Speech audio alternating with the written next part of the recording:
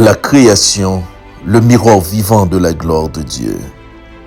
Avant même qu'un homme ne prêche, avant qu'une Bible ne soit imprimée, avant qu'un prophète ne parle, Dieu avait déjà commencé à se révéler.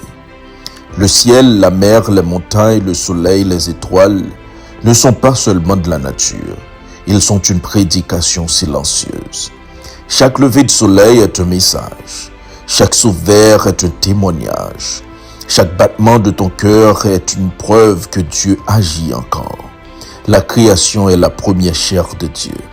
Le psaume 19, le verset 1er nous dit « Les cieux racontent la gloire de Dieu et l'étendue manifeste l'œuvre de ses mains. » Dieu a voulu que même celui qui ne lit pas la Bible puisse le voir.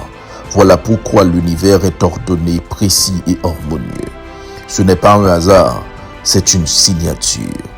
Le soleil se lève sans jamais oublier sa route. Les étoiles ne se percutent pas. La mer s'arrête à la limite que Dieu lui a fixée. La création fonctionne parce qu'elle obéit. Et c'est ici le grand message. La gloire de Dieu n'est pas seulement visible dans ce qu'il crée, elle est visible dans ce qui lui obéit. L'homme devient donc le point central. Toute la création révèle Dieu, mais l'homme est appelé à le refléter.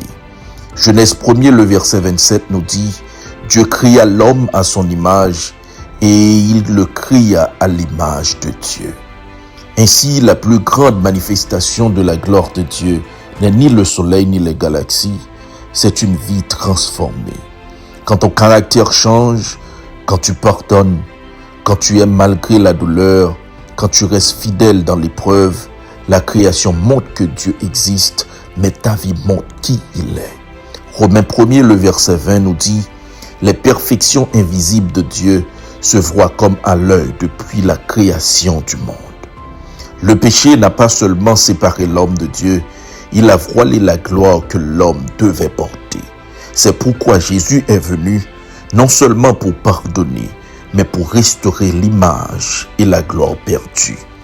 2 Corinthiens 3, le verset 18 nous dit « Nous sommes transformés en la même image de gloire en gloire. » Aujourd'hui, prends un moment pour regarder la création, le ciel, la lumière et le vent. Puis, pose-toi cette question. Est-ce que ma vie reflète Dieu autant que le soleil le révèle? Dieu n'a pas seulement créé un monde pour montrer sa gloire, il t'a créé pour la porter.